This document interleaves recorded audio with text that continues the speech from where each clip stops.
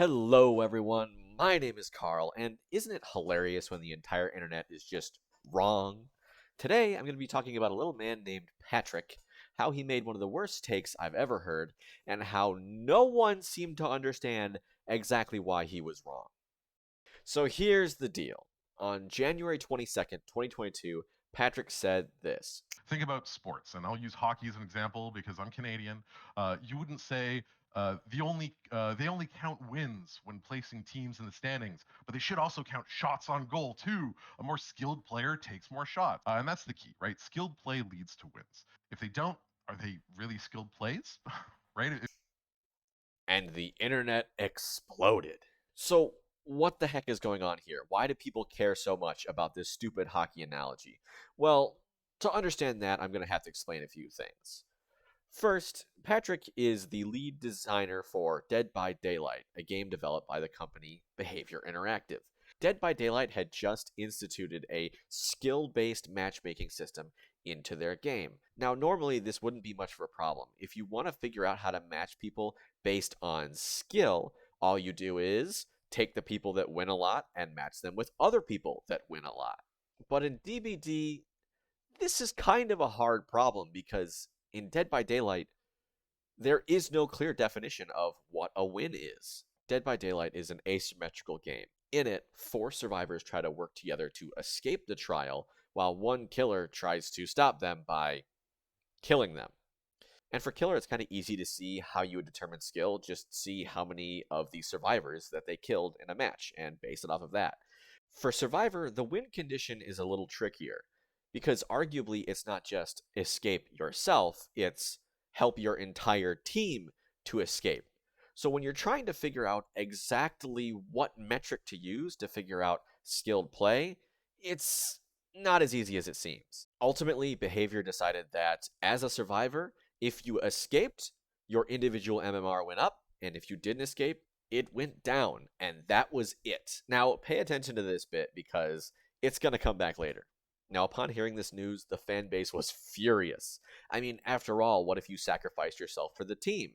It kind of disincentivized any altruistic play. The fan base was convinced that this was definitely not an accurate way to determine the skill of a player, and on the January 22nd developer live stream, they posed the question, would it be possible to change skill-based matchmaking to be more skill-based?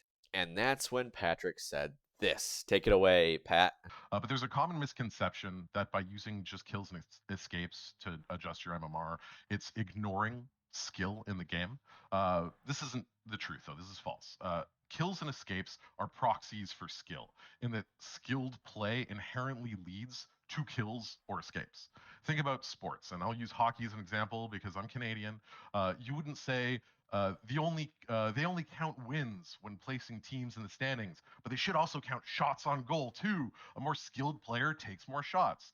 The entire fan base did not like this one bit. Even now, if you search up DBD hockey on Twitter, you'll get a whole slew of tweets talking about how ridiculous it is to compare a real life symmetrical sport with an online asymmetrical video game.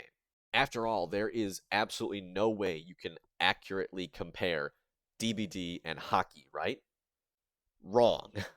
It's actually really easy.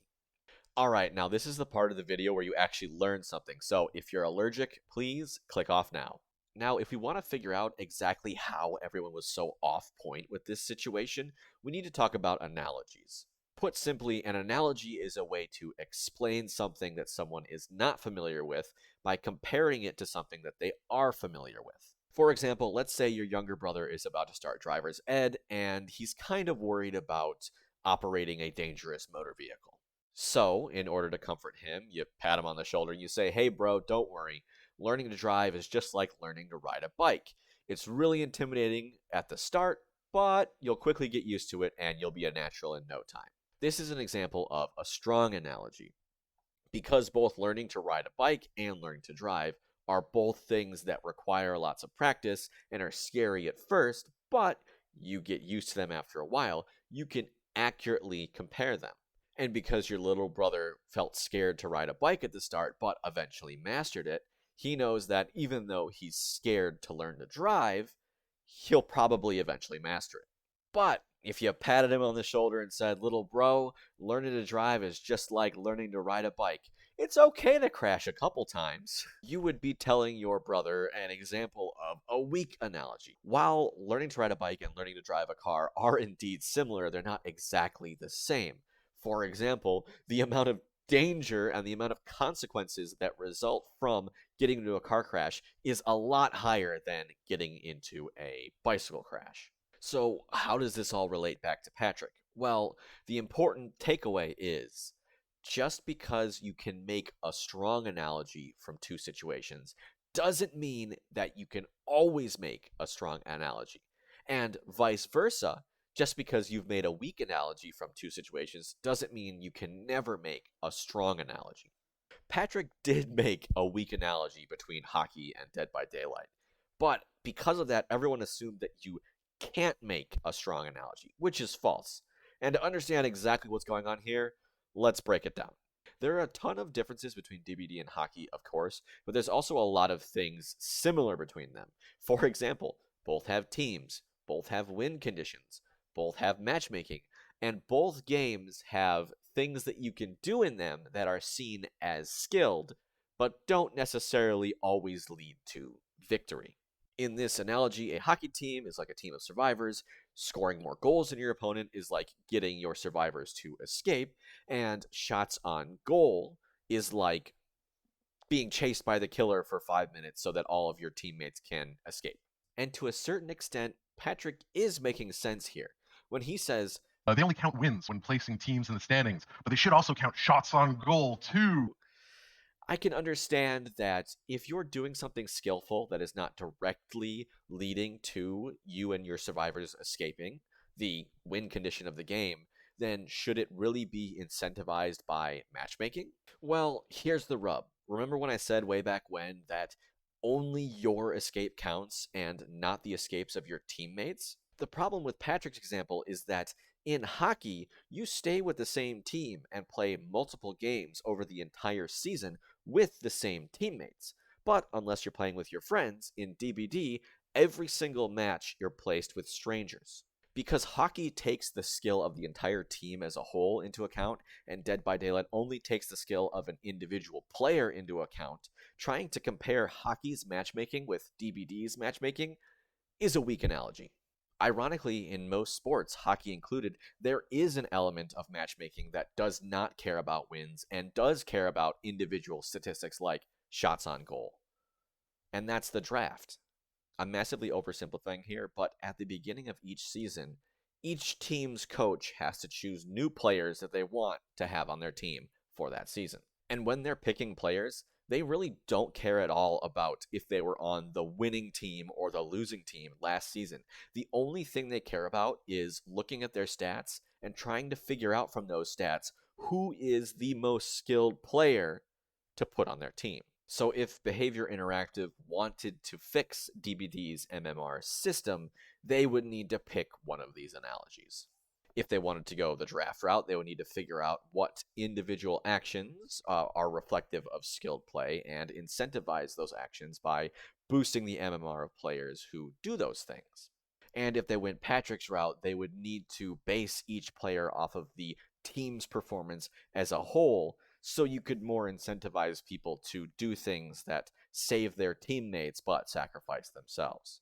And literally, as I was making this video in the October 22 developer update, they announced, and I quote, "Your rating will adjust based on not only your own performance, but the team's performance as well." So, good job, Patrick. It took the better part of a year, but you're finally retroactively correct. But to swing back to the main point of the video, why was everybody so ridiculously upset over this comparison? Why was everybody so darn convinced that you could never in a million years compare hockey and Dead by Daylight? Well, I'm no psychologist, but I think it's just how culturally we approach arguments on the internet.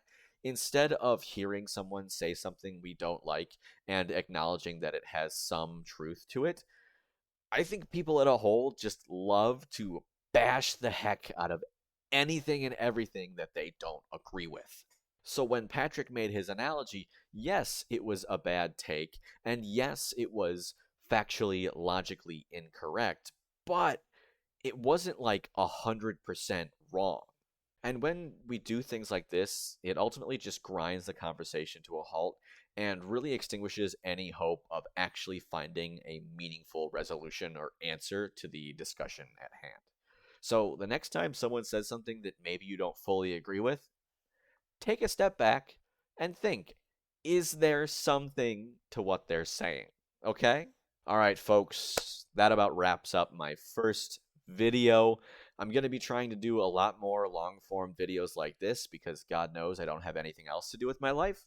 But overall, I hope you learned something and I hope you enjoyed the video. If you have anything, questions, comments, or whatever, feel free to toss them down in the comments below because I'll probably be able to read all of them. Stay safe out there, kids, and have a nice day. Bye.